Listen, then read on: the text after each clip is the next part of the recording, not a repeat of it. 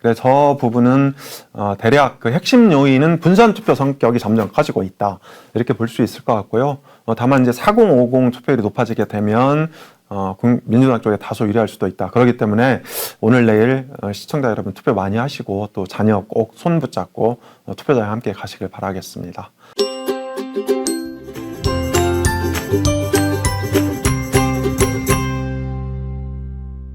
참, 제가 조금 이야기한 사이에 우리 엄경현 소장님 오셨네요. 어서 오십시오. 안녕하세요. 예. 옷이 좀 상당히 밝아졌네요. 아, 그렇습니까? 네. 이제 농담도 하실 줄 알고 여유를 찾으셨어요. 농담이야 제가 잘하죠. 방송이라 좀 참고 있는 것이죠. 자, 우리 여론조사부터 한번 좀 살펴보겠는데요. MBS 여론조사 앞서 송권 본부장님하고는 간단하게 송권 본부장님 의견을 들었는데 우리 엄경영 소장님은 어떤 내용으로 분석을 해주는지 한번 좀 살펴보겠습니다. MBS 전국 지표조사 그 한번 자료 보여주시겠습니까? 예. 다음 자료 한번 넘겨주시죠. 네, 여기서부터 이제 대통령 국정평가, 뭐 정당 지도 쭉 있을 텐데 필요한 부분들 좀 보시고 관련된 여론조사 결과도 좀 설명을 해주셨으면 좋겠습니다. 네, 어제 여론조사가 막 쏟아졌는데요. 주요 방송사가 다 했어요.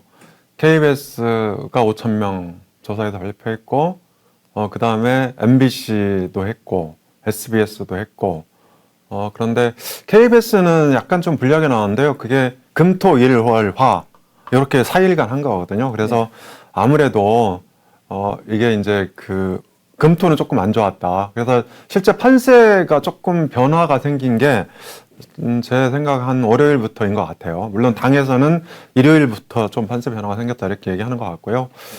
그리고 이제 MBC는 월화했어요. 월화했는데 MBC가 여론조사를 하면 이렇게 국민의힘한테 조금 불리하게 나오는 것 같아요. 그래서 그걸 이제 우리는 흔히 하우스 이펙트라고 하는데 MBC가 진보 성향한테 이제 주로 어필이 되고 있고 그분들이 좋아하는 방송이라서 그런 부분이 좀 작용을 하지 않나. 그리고 SBS는 1, 2, 3 이렇게 했습니다. 그런데 비슷하거나 조금씩 이제 국민의힘이 좀 치고 올라가는 것 같고요. MBS 조사는 1, 3 그러니까 월화수 했습니다. 월화수 했는데 그래서 비교적 중립적인 그런 조사로 평가되는 자체 조사이기 때문에 MBS 조사를 먼저 한번 훑어보고 전국 판세 이렇게 넘어가겠습니다. 네.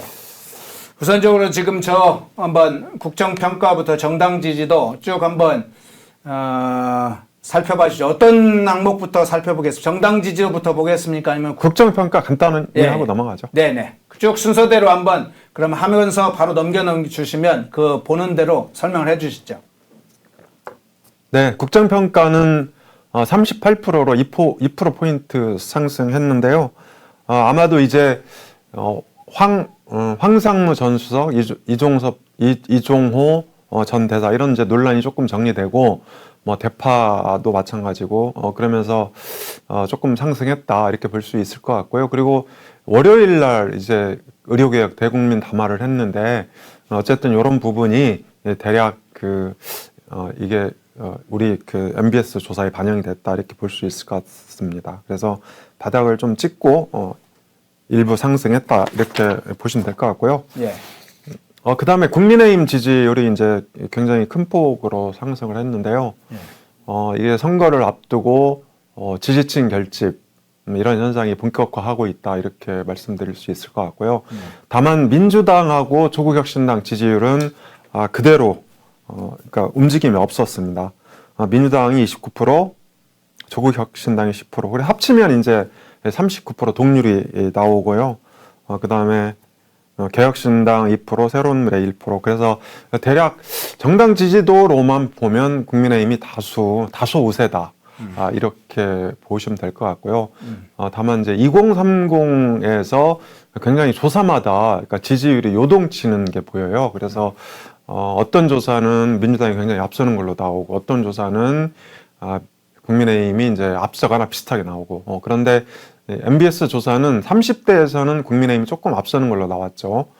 그리고 이제 20대에서는 민주당이 좀 다소 앞서는 걸로 이렇게 나왔는데 일단 그 2030에서는 5.5대 4.5로 국민의힘이 다소 밀린다 이렇게 보시면 될 것 같습니다. 그다음에 이제 50대 지지율도 굉장히 중요한데요. 네. 여기서는 50대 지지율이 국민의힘이 대례 앞서는 걸로 나왔어요. 국민의힘이 39%나 되거든요. 그리고 민주당이 34%. 그래서 50대가 지금 굉장히 요동치는 어떤 모양을, 그러니까 모습을 보이고 있다. 그러니까 어떤 조사에서는 50대가 민주당 우위 이렇게 나오는데 어떤 조사에서는 국민의힘이 많거든요. 그래서 50대가 국민의힘이 높다면 이번 선거는 사실 해보나 마나인데 어쨌든 50대가 굉장히 중요한 관전 포인트고 아마도 의료개혁이라든지 야당의 200석 탄핵 프레임 그리고 이제 막말 논란 이런 것들이 영향을 미쳐서 이 국민의힘 쪽에 조금 이렇게 좀 좋게 나오지 않나 이제 그렇게 보고 있습니다. 자, 그리고 한 번 더. 자, 사실 이게 가장 중요한 지표죠. 지역구 투표량. 그렇습니다. 그러니까 네. 당신은 어디에다 투표할 거냐. 그런데 국민의힘이 무려 7%포인트나 상승했거든요. 그래서 이게 지난번에는 이제 뭐 여러 가지 그 논란 뭐 이런 것들 때문에 보수가 좀 이제 응답을 안 했는데 선거가 임박하면서 조금씩 그 응답을 좀 적극적으로 하려고 하지 않나. 이런 이제 측면에서 이해를 할 수 있을 것 같고요. 그리고 민주당도 2%포인트 상승했습니다. 그러니까 양 당이 서로 결집을 하고 있다. 이렇게 이제 보시면 되는데요. 그 다음에 새로운 미래가 1%, 개혁신당 2%. 그런데 이 점에서는 개혁신당이 이제 후보를 내지 않은 지역에서는 국민의힘 쪽으로 좀 이렇게 흡수될 가능성이 있다. 이렇게 볼 수 있을 것 같고요. 그리고 이게 후보를 냈다 하더라도 당선 가능성이 조금 줄어들면 국민의힘 지지할 가능성이 있어서 새로운 미래하고 개혁신당까지 고려해 보면 실제로 한 3%포인트 정도 국민의힘이 앞서 있다 이렇게 볼 수 있는데요. 여기서도 좀 눈여겨볼 지표들이 2030인데 30대는 이제 비슷하죠. 31대 25, 29? 아닙니다. 30대는 30대 26입니다. 31대 그건 정당 지지도에서 네, 31대 29. 그러니까 비슷하고 31대 29. 네, 그러니까 20대가 조금 밀리죠. 음. 네, 38대 18. 네. 이게 이제 보편적으로 나타나는 현상이고요. 네. 여기서도 50대를 보시면요. 50대가 굉장히 중요한데 여기서는 조금 밀려요. 한 6.4, 6대 4? 6대 4. 뭐 대략 이렇게 되겠죠. 네. 네. 네. 네, 좋습니다. 6대 4. 이제 그래서 조금 밀리는데 이제 다행히 많이 따라붙은 상태다, 저게. 그러니까 50대가 저 정도를 유지하면 국민의힘이 나쁘지 않은 것 같고요. 지역별로도 한번 보죠. 지역별로도 보면 서울은 비슷하고 인천도 비슷하다. 인천이 비슷한 거는 굉장히 좋은 징조 같아요. 그러네요. 네. 그리고 이제 인천, 경기. 그리고 충청도가 약간 앞서는데 충청도는 이제 이 속마음을 잘 드러내지 않는 지역이라서 아마도 이제 속에 뭐 어디 지지한다 이렇게 생각을 하고 있는데 그게 조금 드러나지 않는다 이렇게 보시면 될 것 같고요. 그 다음에 이 광주 전라는 이제 이게 모름무응답 24%나 되는데 아마도 민주당과 개혁신당 사이에서 방황하고 있지 않나 이렇게 보여집니다. 그 다음에 이 부산, 울산도 무응답이 되게 많아요. 17%나 되죠. 그래서 이게 그 민주당은 28, 국민의힘은 49.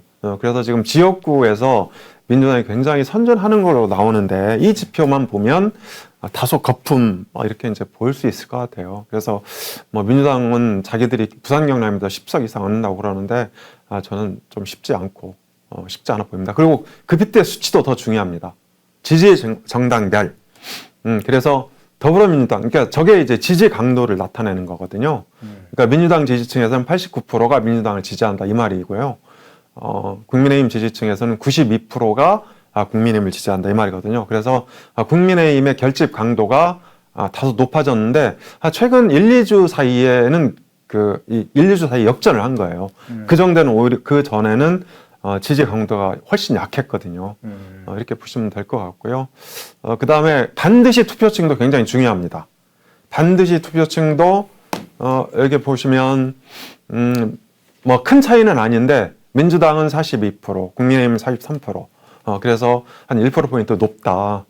그래서 이런 그러니까 우리가 이제 저런 지표들을 구체적으로 분석하는 걸 판별 분석이라고 하는데요. 이렇게 판별 분석을 해보면 일반적으로 나타난 지역구 투표 의향, 그러니까 민주당 37, 국민의힘 39, 이거보다는 조금 더 좋다. 그래서 한 2, 3%포인트 정도 플러스 요인이 있다. 이렇게 보시면 될 것 같습니다. 네, 지역구 투표 의향까지 보여줬고요. 그 다음 자료는 비례투표. 네. 네, 비례투표도 조금 이제 자세하게 한번 보고 넘어가죠. 통계표를 조금 키워주시면 감사하겠고요. 국민의힘의 비례정당인 국민의 미래가 4%포인트 올랐다. 그래서 31%가 됐고요. 그런데 이제 사실 아직은 비례정당에 대해서 이렇게 인지도가 떨어지는 부분도 있어요. 그래서 아마 오늘 이게 사전투표를 하면서 비례정당 인지도가 더 올라가지 않을까. 그래서 저는 지금 31%보다는 최소 5%포인트 이상 더 높아질 거로 보고 있습니다. 녹색당은 여전히 이제 조국혁신당의 주도권을 뺏기면서 이게 그 비례의석 배출에 대한 빨간 신호등이 들어왔다 이렇게 보시면 될 것 같고요. 새로운 미래도 한동안 이제 2% 이렇게 유지하다가 다시 떨어지고 있어요. 저기도 아마 조국 개혁신당한테 빨리고 있다 이렇게 보시면 될 것 같고요. 개혁신당은 그나마 3%를 유지하고 있는데 아마 저거는 이준석 대표가 화성을에서 조금 선전하고 있기 때문이 아닌가 이렇게 추측이 됩니다. 그리고 이제 그의 다른 정당은 뭐 자유통일당이라든지 이런 정당들이 있는 거죠. 그리고 모름무응답은 좀 지속적으로 줄고 있어서 23%인데요. 이게 우리가 모름무응답은 저수지 내지는 만남의 광장 이렇게 보시면 됩니다. 그래서 저기서 이제 짱을 보고 있다가 어느 정당인가로 나중에 합류한다 이렇게 보시면 되는데요. 조국혁신당은 계속 지속적으로 높아져서 23% 그리고 민주당은 15% 이렇게 나오고 있는데 실제 투표에서는 민주연합이 조금 더 상승하지 않을까. 조국혁신당이 다소 조정 국면에 들어간다 이렇게 볼 수 있을 것 같고요. 연령별 통계표 한번 올려주시죠. 예, 연령별 쪽 위로 쭉 좀 올리겠습니까? 예. 네. 그래서 이제 조국혁신당 특징 중에 하나가 2030 지지율이 조금 유입이 되고 있다. 최근에 나타난 현상인데 민주당 이재명 대표를 이제 비토하는 그런 사람들이 조국혁신당으로 옮겨가고 있지 않나 이렇게 이제 추측이 됩니다. 그리고 50대에서는 국민의 미래가 이제 민주연합을 눌렀어요. 36대 13. 그러니까 저건 좋은 징조긴 한데 이 조국혁신당의 가장 핵심적인 지지 기반이 바로 50대입니다. 37% 저기 보이시죠? 예. 37%. 이렇게 보시면 될 것 같고요. 60대 이상은 뭐 큰 문제는 없습니다. 그 다음에 지역별로 보면 광주 전라에서 조국혁신당이 44%나 된다. 이미 광주 전라 접수했다 이렇게 봐도 무방할 것 같습니다. 그렇군요. 네. 그리고 이제 부산 경남 같은 경우에는 국민의 비례가 굉장히 높아요. 43%나 된다. 그래서 저는 부산 경남에서 민주당 바람이 저는 급속히 약화할 가능성이 있다 이렇게 보고 있습니다. 그리고 이제 서울 경기에서도 굉장히 안정적인 흐름을 가져가고 있죠. 국민의 미래가. 자, 그렇게 보시고요. 그 정당 한번 보여주실래요? 정당 조금 표를 정당요? 네, 조금 위로 올려야 됩니까? 네. 조금 더. 저 표를 조금 위로 올리면 됩니다. 그 표를 조금 위로 올리면 그렇습니다. 하단에 있습니다. 네, 충성도를 보기 위해서 그렇거든요. 조금 올려서 통계표를 보여주세요. 조금 더. 맨 밑에 있는 거. 네. 좀, 더 안 올라가나요, 저게? 네, 됐습니다. 그래서 저거 보시면요, 이 국민의 미래가 79%, 많이 올라왔죠, 지지 강도가. 그런데 아까 우리가 이제 그 지역구 투표를 보면 거기는 92%였잖아요. 그래서 저는 아마도 15%포인트 정도 더 올라간다. 그러니까 15%포인트면 한 5%포인트 정도 되겠죠. 그래서 국민의 미래는 한 최종적으로 36%. 이렇게 이제 예상을 하고 있는데, 지난번 총선이 아마도 36%였어요. 제 기억으로. 네. 그러니까 더불어시민당이 33%였고. 그래서 19석을 얻었다 이렇게 보여지는데 한 석이 줄었기 때문에 저는 저걸 기준으로 이제 나중에 보시겠지만 18석 예상을 했다. 이렇게 보시면 됩니다. 자, 요거는 넘어가죠. 예. 그럼 전국 판세 분석으로 한번 그냥 바로 넘어가 볼까요? 예. 네, 전국 판세 분석. 예, 전국 판세 분석은 사실은 이제 세세하게 하자면 굉장히 많은 분석을 해야 되고 지역별로 또는 그 지역 안에서 각 지역구별로 후보와 지역 특성을 분석해야 되는데 그렇게 할 수는 없으니까 좀 요약해서 각 지역별로 큰 흐름, 주요 내용, 그리고 예상 의석수 이런 걸 좀 살펴보겠습니다. 자, 위로 올려보시죠. 자, 전라도 쪽부터 한번 볼까요? 네, 광주는 크게 변동이 없고요. 이낙연 대표가 출마한 서구 을도 그냥 민영배 의원 쪽으로 거의 정리가 됐다. 이렇게 보시면 될 것 같습니다. 그 다음에 전남 넘어가시죠. 전남으로 바로 올려 넘어가겠습니다. 네, 전남도 저건 전북이네요. 전남으로. 네, 예, 전남 제주도 큰 변수가 없습니다. 그러니까 서귀포에서는 국민의힘의 고기철 후보가 선전하고 있는데요.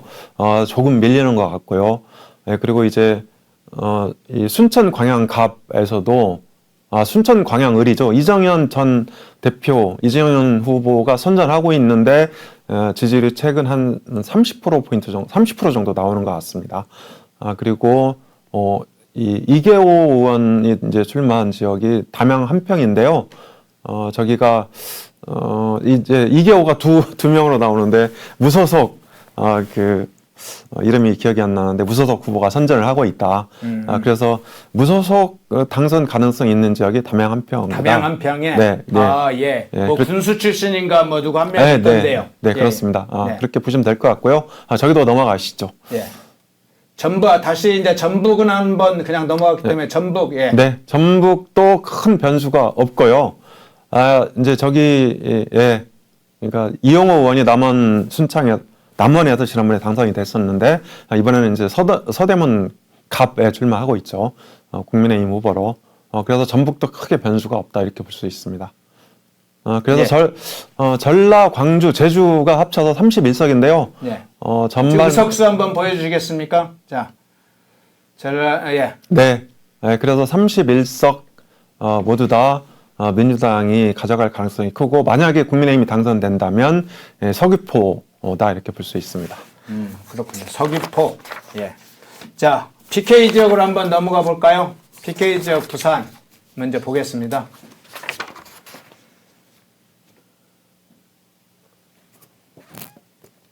네, 그래서 오늘은 사실 되게 보수적으로 추산을 했습니다. 보수적으로 추산을 해서 가능하면 이제 그 지지율에 기초하고 그리고 그동안 저희들이 분석했던 기존 과거의 득표율, 투표율 그리고 각 세대 특징, 지역 특징 이런 것들을 감안해서 굉장히 보수적으로 이제 집계를 했습니다.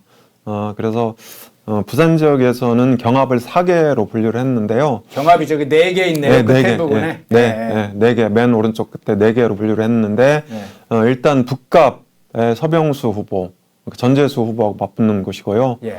그리고 이제 남구가 박수영 후보, 박재호 후보 이렇게 이제 맞붙는 지역입니다. 그리고 사갑 최인호 후보 또 국민의힘에서는 이 부산 정무부시장을 지낸 이성건 후보가 맞붙고 있습니다.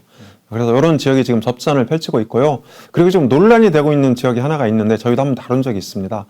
부산 연제구 김희정 후보하고 이게 여기 이제 이름이 좀 잘못됐는데요.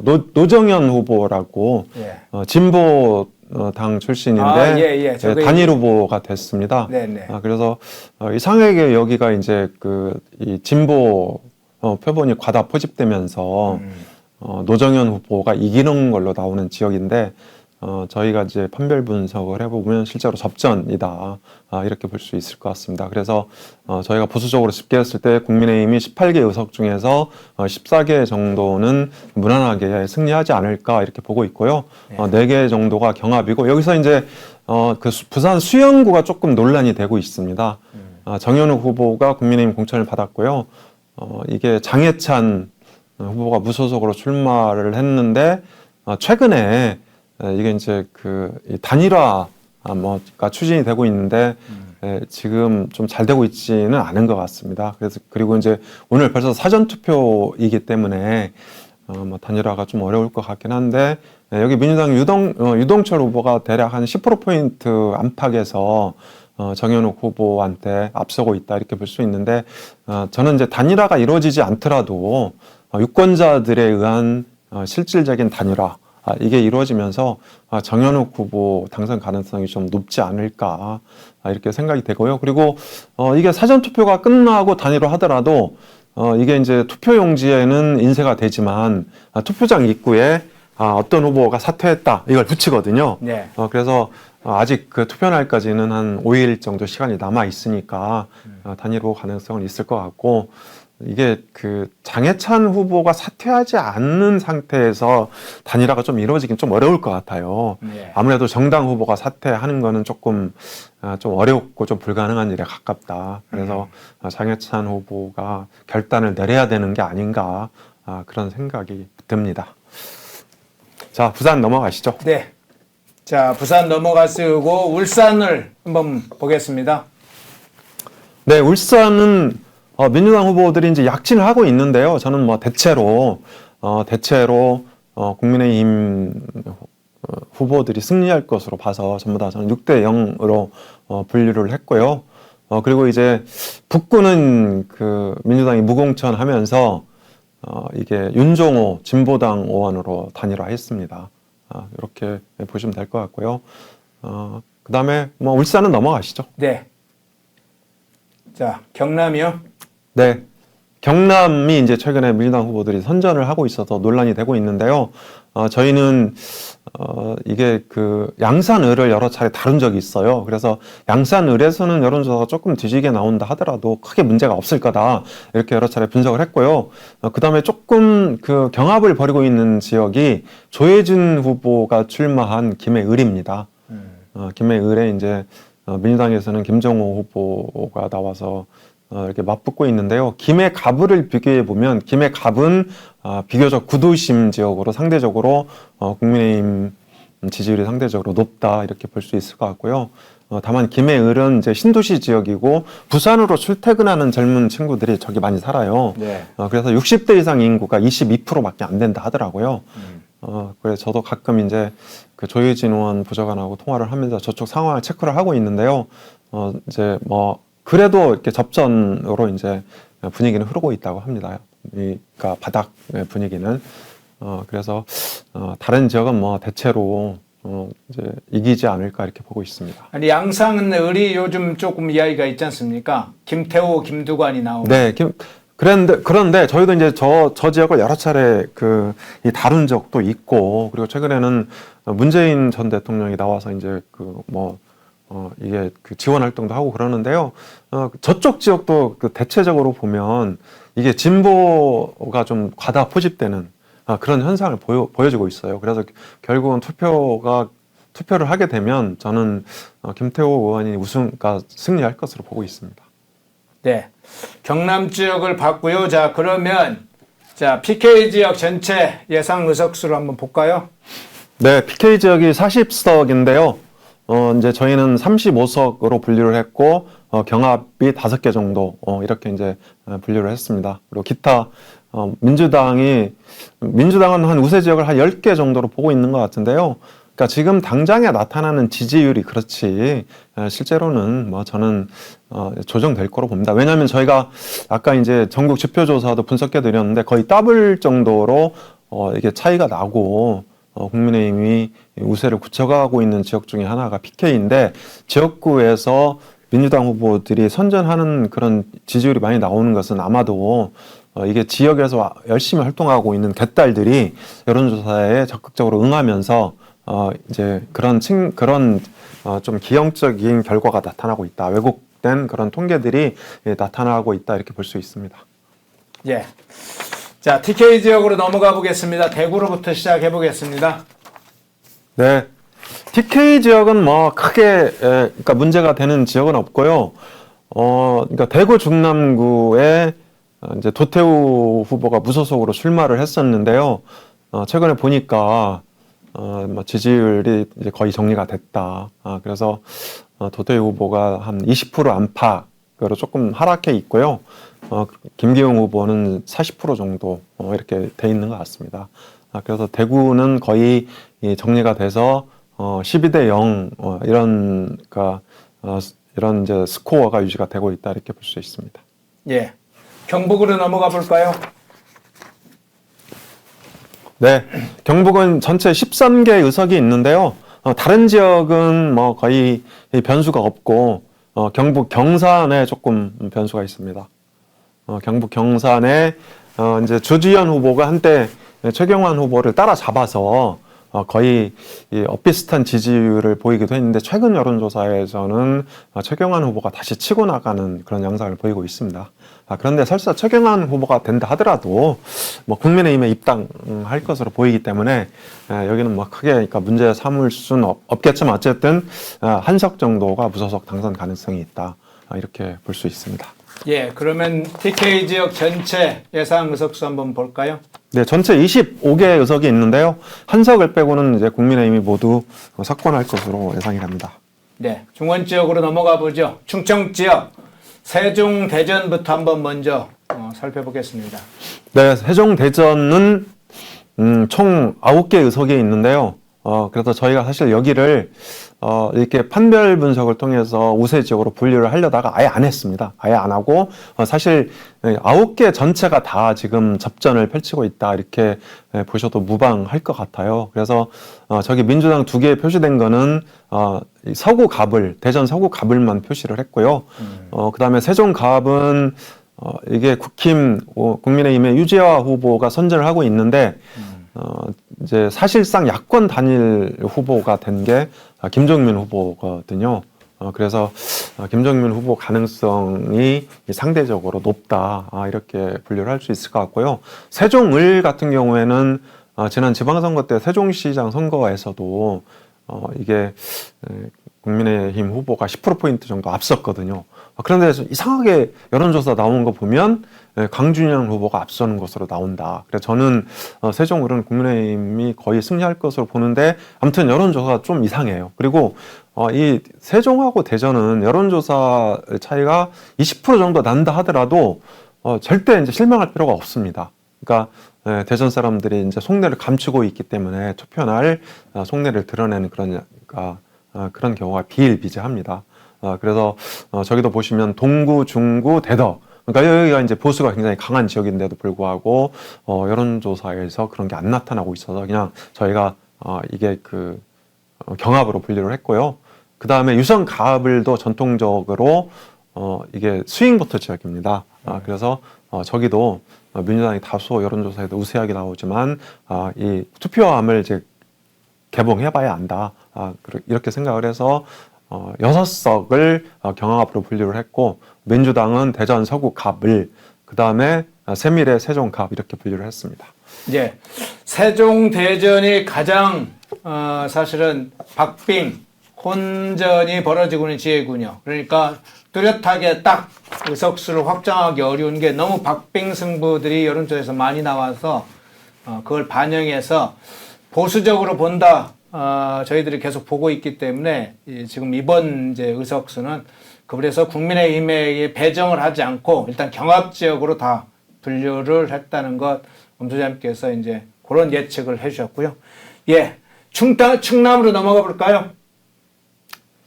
네, 충남인데요. 충남 지역도 상당히 이제 보수적으로 봤습니다. 그래서 국민의힘이 전통적으로 이겼거나 여론조사에서 박빙 구도를 형성하고 있지만 판별 분석을 해보면 굉장히 앞서 있는 지역.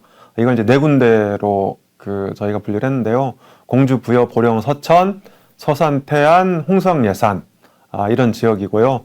그리고 이제 민주당이 우세를 보이고 있는 지역이 천안, 을, 병, 그 다음에 아산, 갑을 이렇게 이제 네 지역입니다. 그런데 아산, 갑은 이명수 의원이 굉장히 압도적으로 이겼던 지역인데 여론조사상으로 보면 민주당 복귀형 후보가 이제 조금 높게 나오고 있어서 일단 민주당 쪽으로 분류를 했고요. 그리고 천안, 갑, 그 다음에 당진 또 논산, 계룡 이쪽은 이제 경합으로 분류를 했는데 저는 저 지역들은 결국 국민의힘이 승리하지 않을까 이렇게 보고 있습니다. 왜냐하면 당진 같은 경우에는 어기구 후보가 2번이나 이겼지만 50%가 안 됐어요, 늘. 그리고 이제 그 국민의힘 후보는 늘 이렇게 분열돼서 무소속으로 나와서 25% 이렇게 가져갔거든요. 그런데 이번에는 국민의힘 후보가 분열되지 않고 정영선 후보로 이제 혼자 나왔다. 그런 측면에서 저는 당진은 이길 것 같고요. 논산 계룡도 뭐 차이가 별로 안 납니다. 그래서 기대를 해봐도 될 것 같습니다. 네. 충북 지역으로 넘어가 볼까요? 예. 네. 충북은요. 충북은 그러니까 전통적으로 민주당 강세였던 청주 네 곳이 전부 다 접전을 펼치고 있습니다. 그래서 이거는 국민의힘한테 굉장히 좋은 소식이고요. 국민의힘이 이제 안정적으로 앞서고 있는 데가 일단 남부 사군이 보은 옥천, 저희가 남부 사군입니다. 저기하고 그 다음에 충주, 제천, 단양. 여기가 이제 국민의힘 후보가 안정적으로 앞서는 지역이거든요. 그리고 나머지 증평, 지천, 상당, 서원, 흥덕, 청원 이렇게 다 지금 접전을 펼치고 있고 특히 서원하고 상당은 이게 거의 지지율이 붙어 있습니다. 그래서 지지율이 붙어 있으면 저는 이긴다고 보거든요. 그런 면에서는 굉장히 국민의힘이 이제 기대를 해볼 수도 있다. 어쩌면 충북 전체를 다 싹쓸이할 가능성도 없지 않아 있거든요. 그런데 일단 경합으로 5개를 분류를 해서 보수적으로 분류를 했습니다. 예. 충북도 상당히 박빙 승부가 지역이 많네요. 그래서 경합을 5개로 엄소장께서 보셨네요. 예. 충북까지 봤는데 그럼 충청도 지역 전체 예상 의석수 한번 보겠습니다. 네. 충청도는 28개 의석이 있는데요. 지난번 총선 때는 민주당이 국민의힘이 8개, 민주당 20개, 이렇게 이제 싹 쓸었습니다. 그런데 사실 2월 달에만 해도 이게 국민의힘이 20개, 민주당 8개, 이런 구도였거든요. 그런데 이제 조국혁신당 바람이 불면서 아마도 국민의힘 지지층이 지지 의사를 감추는 그런 현상이 한 달째 계속되고 있는 것 같아요. 그래서 저는 뭐 오늘 또 여전히 낙관적으로 보고 있는데요. 일단 저희가 분류하기로는 국민의힘 7, 민주당 6, 기타 새누리당 1, 그리고 나머지 14개를 경합으로 분류를 했습니다. 그래서 이쪽 지역은 이렇게 얼핏 보면 이렇게 상황이 별로 좋지 않아 보이기도 하는데 저는 이제 그 충청이 굉장히 좋다. 또 제 처도 이 충청이 고향이거든요. 그래서 예산 홍성이거든요. 처가가. 네. 그래서 그쪽 분위기는 지금 여론조사는 박빙으로 나오는데 강승규 후보가 체감으로는 15%포인트 이상 앞서는 걸로 나와요. 네. 그래서 그런 부분은 너무 걱정하지 않으셔도 될 겁니다. 예, 충청 지역 예상 의석수까지 살펴봤고요. 자, 강원도 지역으로 한번 가볼까요? 예. 강원도 지역은 비교적 판세가 명확한데요. 다른 지역은 대체로 이제 국민의힘 후보들이 앞서 있고 원주 갑은 이게 그 지지율이 이제 박빙, 그러니까 완전 접전을 펼치고 있는데 접전이라면 국민의힘이 한 5%포인트 정도 이길 수 있다. 이제 저는 그렇게 보고 있고 나머지 원주 을하고 춘천 갑이 지금 민주당 현역 의원이 있는 데입니다. 이쪽이 이제 오차범위 안팎에서 조금 뒤지는 걸로 나타나고 있는데요. 현장 분위기는 그렇게 나쁘지 않다. 그리고 이제 조국혁신당 바람 때문에 국민의힘 지지율이 조금 이렇게 좀 약해 보이는 거 아닌가. 이런 이제 그 평가들을 지역에서 하고 있거든요. 그래서 저희는 일단 춘천 갑하고 원주 을을 뺀 6개 지역에서는 국민의힘 우세, 그리고 2 지역은 경합 이렇게 분류를 했는데요. 경합도 기대해 볼 만하다. 이렇게 보시면 될 것 같습니다. 네. 강원 지역, 경합 지역이 2군데가 있네요. 자, 인천으로 한번 넘어가 볼까요? 예, 수도권으로 넘어왔습니다. 인천. 네, 인천은 14개 지역이 있습니다. 14개 지역이 있는데, 이게 사실 충청도 영향을 받는 지역입니다, 인천이. 그래서, 충청도 영향을 받는 지역이라서 여론조사가 이게 막 15%, 20%씩 다 떨어지는 지역이거든요. 그리고 이제 여론조사만으로는 우열을 가리기 어려운 지역이 바로 인천 지역이고 충청이랑 연동돼 있다. 이렇게 보시면 됩니다. 그래서 지금 이제 안정적으로 앞서고 있는 데가 대략 뭐 강화, 미추, 동구, 미추, 홀, 을 이렇게 이제 두 지역은 앞서고 있고요. 그다음에 미추홀 갑하고 정승현 후보가 출마한 연수 갑은 뭐 한때 지지율이 조금 떨어지기도 했었는데 최근에는 거의 따라잡았다. 그래서 이제 저희는 요 4개 지역을 우세 지역으로 봤고요. 그다음에 민주당은 부평 갑을, 계양 갑을, 그러니까 부평구청장, 계양구청장을 지난 지방선거 때 민주당이 여기서 배출을 했습니다. 2개에서만 배출한 지역입니다. 그리고 서구는 이제 그 갑은 그 원도심, 구도심이고요. 을병이 검단 신도시 지역인데 을병 이렇게 서구 을병 이렇게 6개를 민주당 우세 지역으로 분류를 했고요. 그다음 연수 을, 남동 갑을, 서구 갑 이렇게 4개 지역을 경합 지역으로 분류를 했습니다. 그리고 이 지역에서는 원희룡 후보가 상당히 선전을 하고 있기 때문에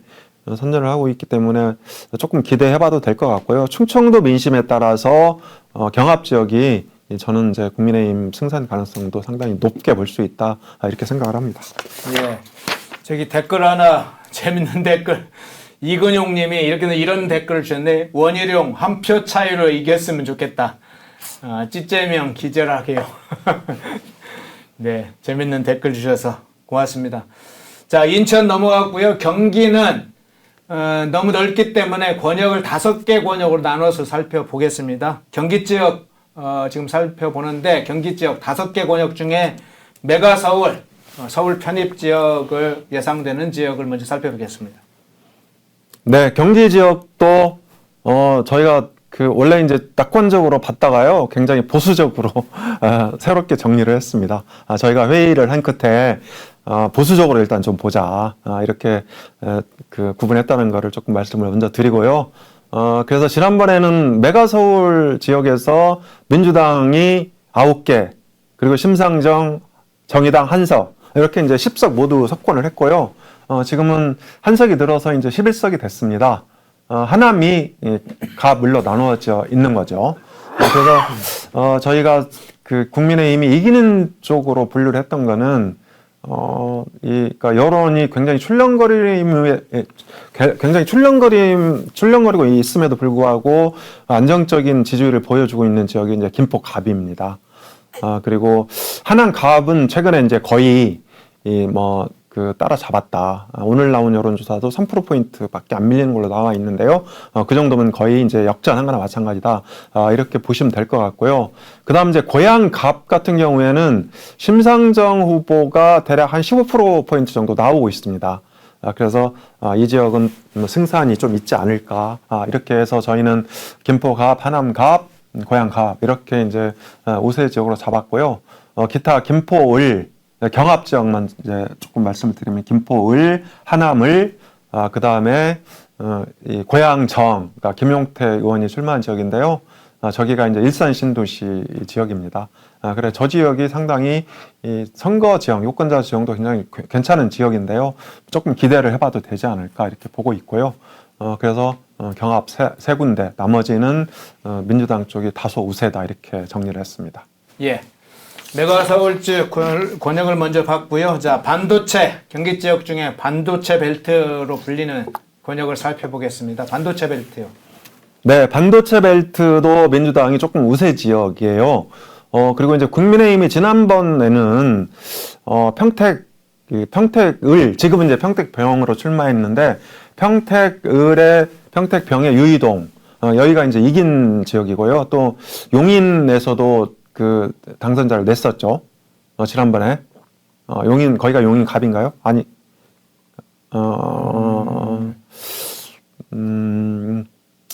용인이 나오진 않네요. 네, 용인 지역에 한 군데 있습니다. 당선자를 냈고. 그런데 저기 이제 표시가 정찬일.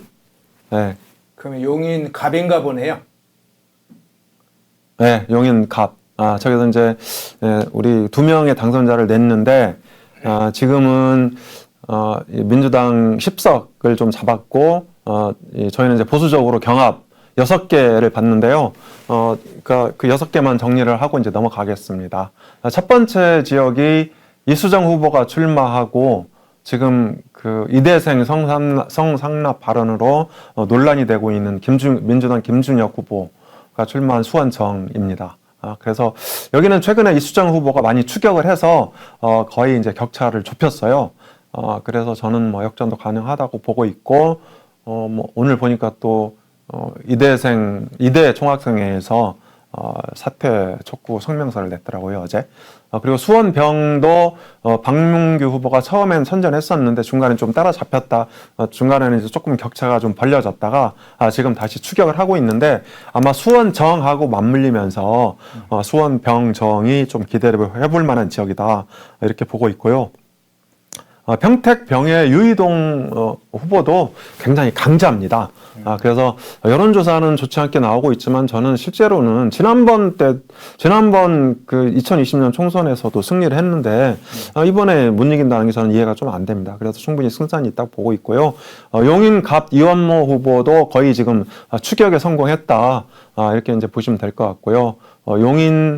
정도 마찬가지입니다. 용인정. 그래서 이들 지역은 굉장히 해볼 만한 지역으로 이제 분류를 해서 총 6개 정도가 경합을 펼치고 있다. 이렇게 보시면 될 것 같습니다. 예. 반도체 벨트에서는 일단 국민의힘 개석을 안 했습니다. 경합 지역으로 6개를 뺐으니까 보수적으로 좀 잡아놨어요. 일단 이길 만한 곳도 한 몇 군데 있습니다만 경합 지역으로 배정을 했고요. 자, 서남부 권역으로 넘어가 볼까요? 네, 서남부 지역도 굉장히 보수적으로 분류를 해서요. 민주당이 10곳, 그리고 국민의힘이 2곳 정도, 경합은 2곳 이렇게 분류를 했습니다. 이쪽 경기 지역 서남부는 좀 원래 좀 분위기가 좀 좋지 않은 지역이어서 이렇게 이제 조금 폭넓은 마음으로 보시면 될 것 같습니다. 그래서 저희가 승산이 있다고 보는 지역은 심재철 후보가 출마한 평촌 신도시, 안양 동안을이고요. 그 다음에 의왕 과천의 최규식 후보. 이 2군데는 상당히 이제 승산이 있어 보이고요. 이 외에도 지금 안산갑이 굉장히 양문석 후보가 이제 논란이 커지면서 장성민 후보가 추격을 하고 있습니다. 그리고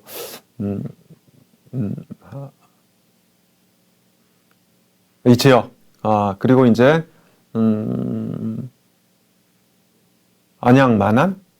안양 마녀? 네, 안양 만안? 안양 만안도 좀 해볼 수 있는 지역이다 이렇게 보시면 조금 될 것 같아요. 망설이는 거 보니까 저쪽은 딱 쉽지는 않은가 본데요. 네, 그렇습니다. 예. 그래서, 뭐, 그렇게 이제 이해를 하시고, 조금 어려운 그런 지역이다, 이렇게 보시면 될 것 같습니다. 네. 14석 중에 민주당 10석, 국민의힘 2, 또 경합 2까지 했고요. 자, 동남부로 가볼까요? 네, 경기도 동남부 지역은요, 총 9개 의석이 있는데, 여기는 이제 그 국민의힘 강세 지역입니다.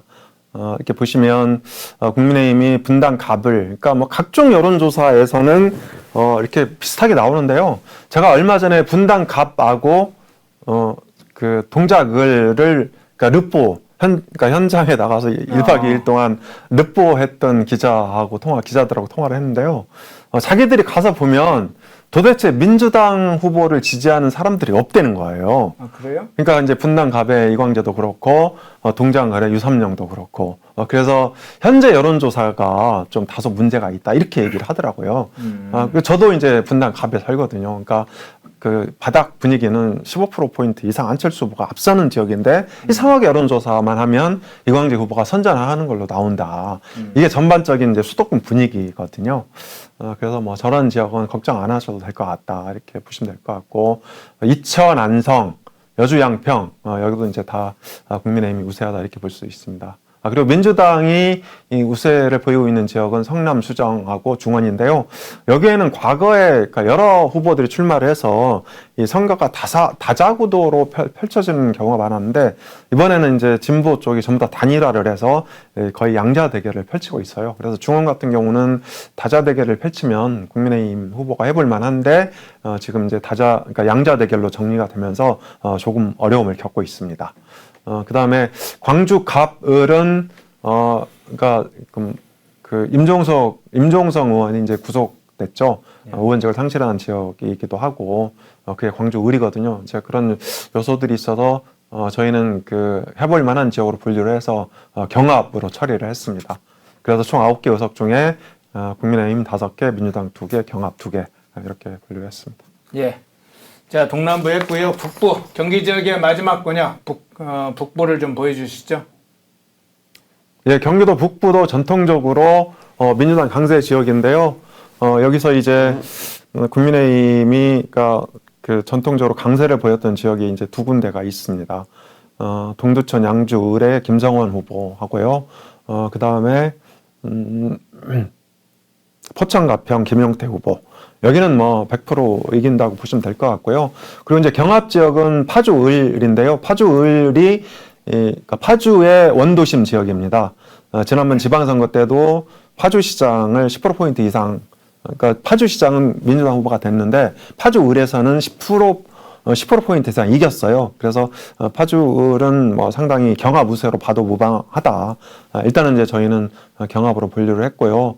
그 다음에 남양주 갑에 조응천 의원이 이제 10%포인트 이상 선전을 하고 있는데, 여론조사는 최민희 후보가 조금 높게 나오긴 한데요. 최민희 후보가 지난번 지방선거 때 남양주 시장 떨어졌거든요. 2018년에.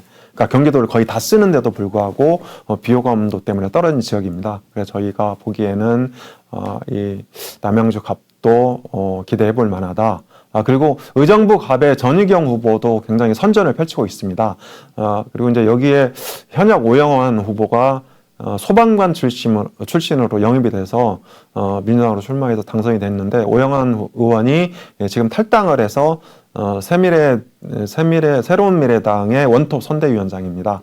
저는 이제 분열 요소가 있어서 전희경 후보가 해볼 만한 지역이고, 의정부 을에 비해서 다소 국민의힘의 강세 지역이다, 이렇게 볼 수 있을 것 같습니다.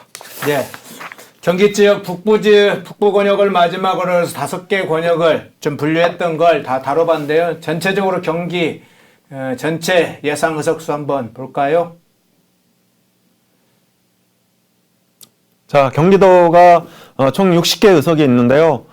이제 저희가 보수적으로 잡은 걸 다시 한번 말씀을 드리고, 국민의힘 12, 민주당 32, 경합 16 해서 이렇게 이제 분류를 했습니다. 네. 자, 서울로 넘어가겠습니다. 마지막 서울은 서울도 이제 5개 권역 형식으로 나눌 텐데요. 서울 지역을 한강벨트부터 한번 보겠습니다. 네, 빨리빨리 진행하겠습니다. 한강벨트는 총 15개 의석이 있고요. 그래서 저희는 이제 12개 정도가 우세를 보일 거다 이렇게 보고 있고, 민주당은 마포을에서 우세고요. 경합은 강동을, 영등포 갑 이렇게 이제 2군데 분류를 했습니다. 네. 그래서 국민의힘 12, 민주 하나, 경합 2 이렇게 나오지 않을까 전망하고 있습니다. 예, 중부벨트로 한번 넘어가 볼게요. 네, 중부벨트는 총 7개 의석이 있는데요. 여기도 이제 보수적으로 봤다는 거를 말씀을 다시 한번 드리고요. 민주당 4개, 그 다음에 경합 3개. 경합 3개는 종로, 서대문 을, 서대문 갑, 그 다음에 동대문 을, 요 3군데를 경합으로 봤는데요. 동대문 을하고 서대문 갑은 굉장히 승산이 높아 보입니다. 그리고 종로도 저는 지난번에도 저희가 이제 한국경제하고 PMI 조사 결과 한번 소개해 드린 적이 있는데요. 종로도 가능성이 있다. 그렇지만 여기서는 일단 보수적으로 분류했습니다. 네. 자, 서울 동부벨트로 넘어가 보겠습니다. 네, 동부벨트는 전통적으로 민주당 강세 지역인데요. 국민의힘이 해볼 만한 지역이 도봉갑하고 을. 그래서 김재섭 후보가 얼마 전에 언론에 나와서 지난 2020년 총선보다 분위기가 굉장히 좋다, 자신 있다 이렇게 얘기를 했고요. 실제 여론조사 결과도 오차 범위 안에 있는 것들이 종종 발표가 되고 있고요. 도봉을은 김성동 의원이 저기서 2번이나 당선된 지역입니다. 그리고 상대방 민주당의 오기영 후보가 상대적으로 약체다. 그래서 저 2 지역은 기대를 해봐도 되지 않을까 이렇게 보고 있습니다. 예, 서남벨트로 넘어가겠습니다. 서남벨트는 민주당이 대체로 좋은 지역이라서요. 그러니까 저희는 이제 그냥 그 분류를 제대로 안 했고, 예. 강서을의 박민식 후보가 얼마나 선전을 하냐가 이제 관전 포인트가 되겠습니다. 예, 서남벨트 쪽은 민주 쪽으로 다 일단 보수적으로 봐서 다 봤군요. 경합 지역도 볼 수도 있는데 조금 마음을 많이 쓰셨네요. 네. 네, 강남벨트 마지막 보겠습니다. 네, 강남벨트는 그러니까 여론조사로 접전을 그러니까 벌이고 있는 적이 한두 개 있는데요. 저는 이제 그게 크게 그게 일종의 거품이다 이렇게 보고 있고, 그래서 이게 송파병만 경합으로 분류를 했는데요. 송파병도 최근에 보면 추격세가 불이 붙고 있어서 이게 김금식 후보 승리 가능성이 높아 보입니다. 네. 자, 그러면 지금부터 전라도부터 시작해서 서울까지 쭉 각 지역별로 판세 분석을 했는데요. 전체 지역구 예상 의석수 한번 볼까요? 자, 전체 지역구. 예, 그거 띄워주시죠. 네. 자, 전체 지역구 의석을 저희가 이제 이렇게 분류를 했는데요. 자, 보시면 국민의힘이 107개, 저희가 우세를 분류를 했고 민주 96개. 그런데 이게 당에서 그 발표하는 거랑 비슷합니다. 그러니까 국민의힘이 최근까지 조금 이제 엄살이 아니죠. 실제 어려웠으니까. 그러다가 이번 주초를 계기로 100개 안팎에서 우세를 보이고 있다 이렇게 발표를 했습니다. 그리고 민주당은 이제 지난주 금요일 기준으로 110개 이렇게 발표를 했는데요. 주말을 지나면서 조금 이제 경합적이 늘어나고 있다 이렇게 인정을 하고 있거든요. 그래서 저 수치는 보수적으로 저희가 본 거고요. 기타 2는 그러니까 경북 경산의 최경환 후보, 그 다음에 세종갑의 김종민 후보 이렇게 2명이고 경합은 49개 이렇게 분류를 했습니다. 그래서 경합 지역은 뭐 대체로 반반씩 나눠 가지지 않을까 이렇게 이제 보고 있는데요. 넘어가시죠. 예, 경합 지역 49곳 이것이 어떻게 이제 결론이 나느냐가 굉장히 이번 총선의 결과 승패를 좌우하겠군요. 자, 지역구는 전체적으로 살펴봤고요. 비례대표 예상 의석수를 한번 얘기를 해주시죠. 네, 전체 비례대표 46개 중에서 국민의힘의 비례정당인 국민의미래 18, 그리고 민주당 계열, 민주연합 11, 조혁당 10. 그래서 조혁당은 저는 조금 이제 조정받을 거다. 실제 투표를 하면 이렇게 보고 있고요. 개혁신당 3, 새미래 하나, 그 다음에 자유통일당 2, 정의당 1 이렇게 분류를 했습니다. 예. 자, 그러면 전체 의석수를 한번 합산해 볼까요? 지역구 그리고 포함해서 비례대표 전체 의석수를 종합하면 그 결과가 어떤지를 한번 볼까요? 네, 국민의힘은 125, 민주당 107인데요. 여기에 이제 이렇게 진보당과 새진보연합이 각각 2개씩이 포함되어 있습니다. 민주당은. 그러면 실제로는 103이 되는 거죠. 103 민주당. 그리고 조혁당 10, 개혁신당 3, 새미래당은 지역구 하나, 김종민 해서 2, 정의당 하나, 무소속 하나, 자유통일당 2 이렇게 전체 300석 분류를 했고요. 경합은 49 이렇게 놔뒀습니다. 자, 지금 세워주는 국민의힘 다시 한번 놔주실래요? 잠깐만요. 그거 설명을 정확히 하고. 국민의힘 125, 민주 107, 조혁 10, 개혁 3 이거 쭉 있지 않습니까? 이 숫자는 정확하면 251개입니다. 합산하면. 왜냐하면 경합지역이 49곳이기 때문에 경합지역은 저기에 포함되어 있지 않습니다. 그걸 참고해서 현재 경합지역을 제외하고 국민의힘이 125, 민주 107, 조혁 10, 조국혁신당 10 이렇게 봤다는 거 좀 봐주시고요. 자, 그 다음 자료 한번 보실까요? 예. 그러면 경합지역을 포함한다면 일종의 대략 전체적인 예상 추정치가 있을 텐데 좀 추정치에 관한 부분도 설명을 해주고 추정치가 좀 변한 이유가 어디에 있는지를 한번 살펴봐 주시죠. 네. 그러니까 제가 2월 16일, 3월 8일 예측한 거에 대해서 국민의힘 의석수가 조금 줄었습니다. 저 점에 대해서는 다시 한번 시청자 여러분께 사과드리고요. 이 조국혁신당 바람이 불면서 전반적으로 지역구에서 민주당 후보들이 활성화됐다. 이런 측면이 이제 가장 큰 원인 중에 하나입니다.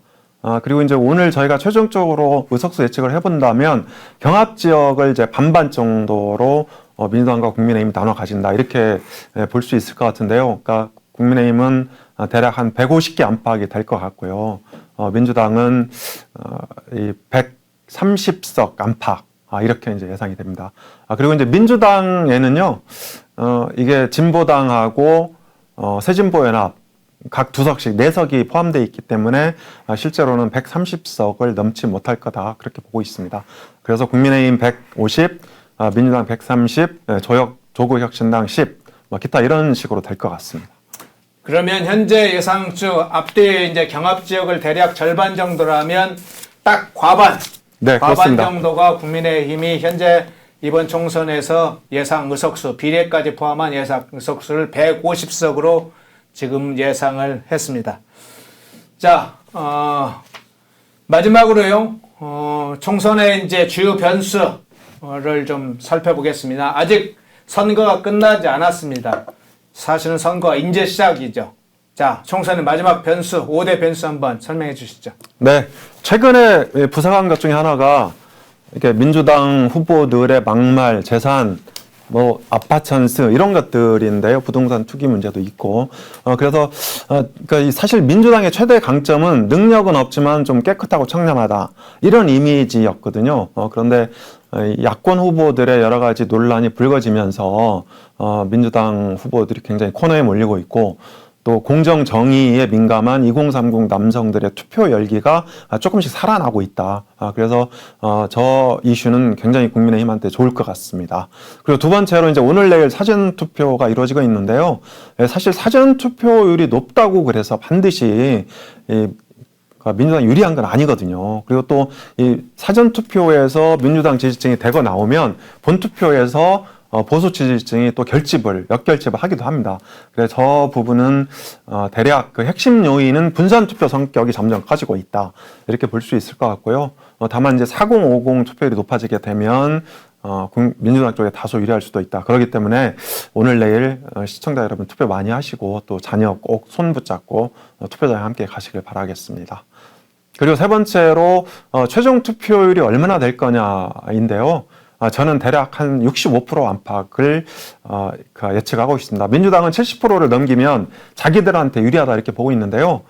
이 민주당이 이제 70% 민주당이 염두에 두고 있는 70%는 좀 쉽지 않습니다. 왜냐하면 2030이 투표장에 나와야 그게 가능하거든요. 그런데 지금은 60대 이상과 4050의 어떤 대결 구도로 가고 있기 때문에 70% 이상 나올 것 같진 않고요. 대략 65% 안팎에서 국민의힘의 최적의 그런 그 투표율이 되지 않을까 이렇게 보고 있습니다. 그리고 한동훈 비대위원장이 국회 이전 공약을 했는데요.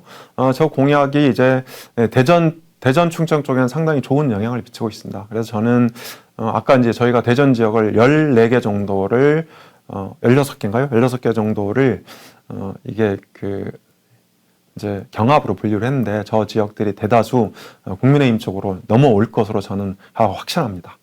그 다음에 이제 의대 지원 문제 갖고 어제 윤 대통령하고 전공의 면담을 했는데요. 사실 의대 지원 문제는요, 이게 윤석열 대통령처럼 하지 않으면 해결이 안 됩니다. 저걸 어떻게 해결할 수 있겠어요? 대화를 통해서. 그리고 민주당은 막 대화하고 2,000명 줄이라고 계속 요구하고 있는데요. 저 말은 하지 말자는 거예요. 근데 지금 안 하면 앞으로 또 20년 못 합니다. 대한민국 망하고 맙니다. 그래서 저는 저 이슈는 계속 밀고 가야 되고 저기서 2,000명에서 후퇴하는 순간 의대 지원 문제는 끝납니다. 그리고 이제 전 문제는 저는 50대를 움직일 거로 봅니다. 그리고 이게 스윙보터 성격이 있는 중도와 무당층에 영향을 미쳐서 또 충청권에도 이제 의대 배정 많이 했거든요. 이런 것들이 영향을 미쳐서 저는 국민의힘에 결과적으로 유리하게 작용할 거로 확신하고 있습니다. 네, 5대 변수까지 살펴봤습니다. 예. 지금 오늘 예상 의석수 국민의힘 150석 분석을 해드렸고요. 자, 마지막으로 한 번만 더 얘기해 주죠. 사전투표의 중요성 강조 한번 해주시죠. 네, 이게 이제 사전투표가 또 이렇게 기싸움 측면도 있어요. 그래서 한동훈 비대위원장이 그러니까 오늘 전국 각지에서 후보들 이 사전투표 하도록 하겠다 이렇게 이제 독려를 하고 있고 사실 우리가 이제 사전 투표를 안 하고 본투표 때 하지 이렇게 생각하는 경우도 있어요. 그런데 본투표 때 무슨 문제가 생길 수도 있거든요. 갑자기 일이 생기고 이럴 때를 대비해서 오늘 내일 사전 투표 충분히 하시고요. 그리고 이제 저희가 한 석 달 동안 여론조사를 준비하면서 이렇게 방송을 해드렸고 또 이 여론조사 문제에 대해서 민주당과 야권의 어떤 그런 그 음모 성격의 이 자규적인 여론조사 이런 거에 대응하기 위해서 상당히 노력을 했는데요.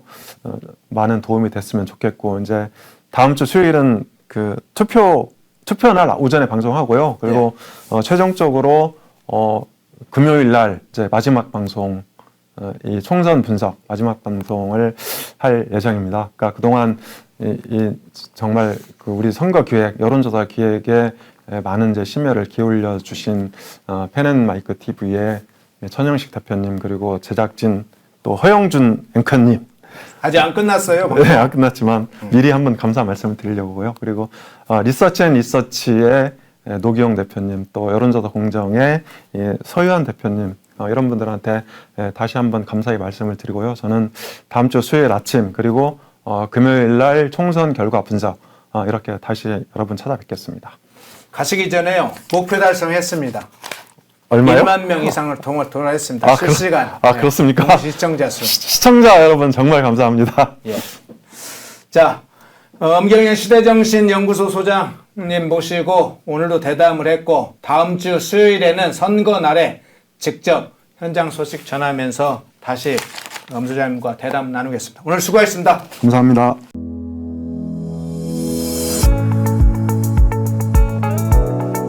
광주에다가 우리 이승만 대통령의 건국 이념의 핵심이 바로 자유니까 이 자유 이념이 보다 굳건하게 인식되고 또 시민운동으로 성장한다면은 민족 운동도 한 단계 더 높은 단계로 고양될 수 있지 않을까. 광주에서의 그 학당 강자 개설은 다른 지역보다도 더 특별한 의미가 있겠다. 그런 기대를 하고 있습니다.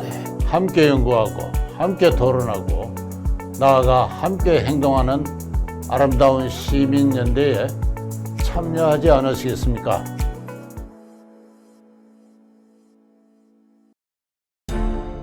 모두가 숨죽이고 침묵하던 시절 펜앤마이크는 앞장서 자유와 민주를 외쳤습니다. 자유파 정권 탄생을 위해 싸웠습니다. 2024년에도 펜앤마이크는 쉼없이 달려갑니다. 2024 총선 자유파 승리를 위해 노력하겠습니다. 자유민주주의 체제수호의 선봉이 되겠습니다. 왜곡된 대한민국 역사를 바로 세우겠습니다. 2024년에도 펜앤마이크를 응원해 주십시오.